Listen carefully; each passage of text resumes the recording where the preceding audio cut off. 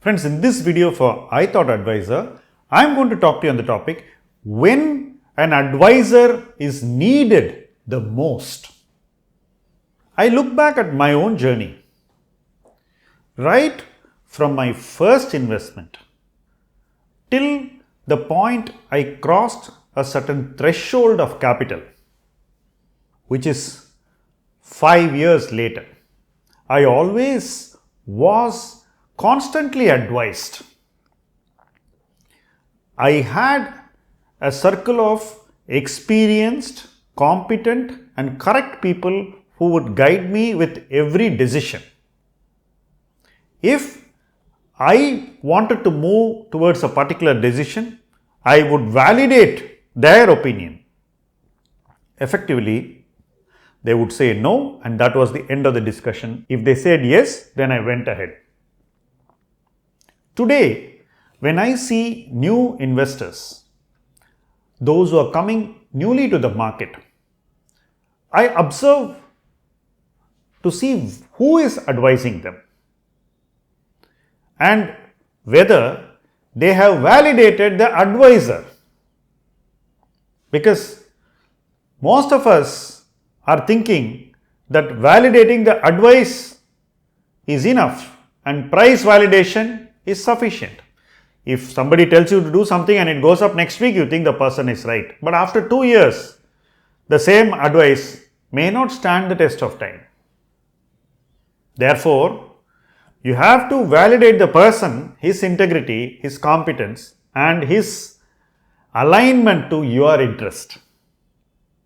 Now, these are not simple things, which is why I feel that the more we are in the technological world, digitally doing things, exchanging thoughts, exchanging opinions, taking judgments from others, we don't have a validation process. We look at popular opinions and take advice from popular opinions.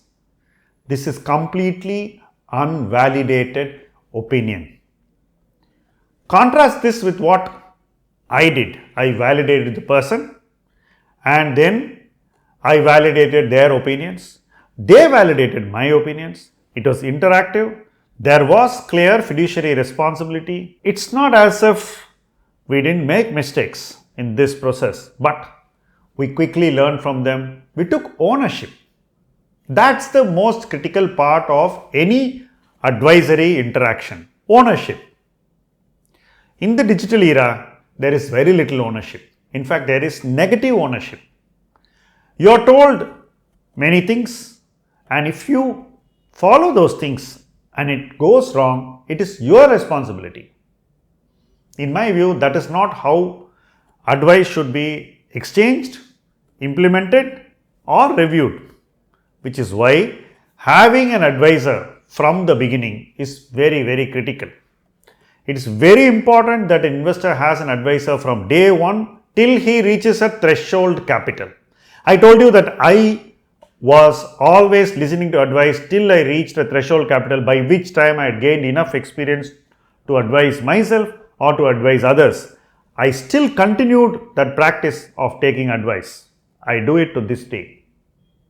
It's not as if I cannot make decisions, but I always take advice on my decisions. So, having a formal structure is very, very critical, especially in the early years of advice, which is why this entire DIY thing is very macho and not sensible. It's about you telling others that you're good enough and that you can manage on your own, and you telling others that maybe they are not as good as you. To my mind, such macho behavior is not needed in investing. We need to have a method where we don't make mistakes, and we need to have people who are committed to that process. If we have that going right, then the successes will take care of us. Now what we are doing with this macho DIY mindset is that we go all over the place, seek opinions from all around and then implement it in a way which probably may not be the best, and often find ourselves in a spot of bother and fear. Then we are forced to respond in a certain way, and our response is typically knee-jerk. All this only teaches me one thing: technology, digital adoption, easy access to information overload has not helped investors choose advice right. I was looking at the fund choices made on the platforms because that is where digital interaction happens at its best. I find that at the peak, most of these digital investors have bought tech funds or tech stocks early this year. Most of them own stocks which have appeared in very popular PMS portfolios that haven't delivered and will probably take a very long time correction to deliver. So this whole process of adoption of advice is extremely weak because of the validation of the advisor, which is found wanting. That is why a formal relationship and engagement with an advisor in the early days, followed sincerely till you reach a threshold capital, will help you do the journey with the right handholding, with accountability, with involvement, and with empathy. Now, many people want to do DIY and then get advice from somebody else. I want to openly tell you one thing, that advisors don't have economics to deal small clients. In fact, even MFDs will not take a very small client because there is no economics in servicing that client. It is only the platforms who are interested in the small investors. But platforms may not do justice to the small investors because what we have seen consistently in their front window, the display window in which they sell funds or make you prefer certain funds, that display window has been rather compromised. It's manipulated and it is not as clean as we think. So, you will always make one or two wrong choices on your own. That cost is definitely higher than the cost of having an advisor. And if you are finding an advisor who will advise you from the early stage to your threshold capital, which could be 50 lakhs or 1 crore, you are very lucky, because an advisor with that level of competence probably won't even be able to afford his time to you, or rather you will not be able to afford his time. This is a home truth which the advisory system is not telling people. And I think it is their fault, because people think that they are overpaying advisors. On the contrary, they are not even paying advisors the value which they pay the delivery boy of Swiggy or the plumber who comes to fix a tap.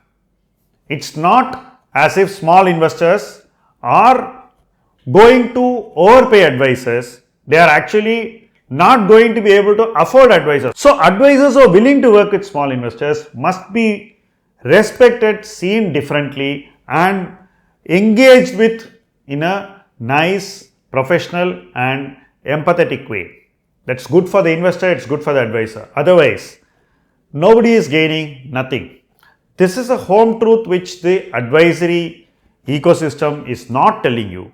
And this is a truth which your platforms are never going to tell you, because to them, it's just a game of how many investors, how many folios, what is the AUM, and how sticky it is. Who is calculating whether you're making money or not? Where is the discussion about how to improve your returns? You may be saving cost, but you are definitely not getting service. And you are not doing justice to your own portfolio. All this tells me that having an advisor from day one till you reach a threshold capital is super critical for you to remain in equity investing and to survive. If you survive, you will thrive and you will have good company to make sure that your investment journey is a successful one and a long-lasting one. What you pay, what costs you incur in this process will be very incidental but very, very important and critical to the end outcome. That is a basic understanding which you must have, and you must get the best minds to work with you when you need them the most, which is when you are in early stage investing. Thank you for watching this video.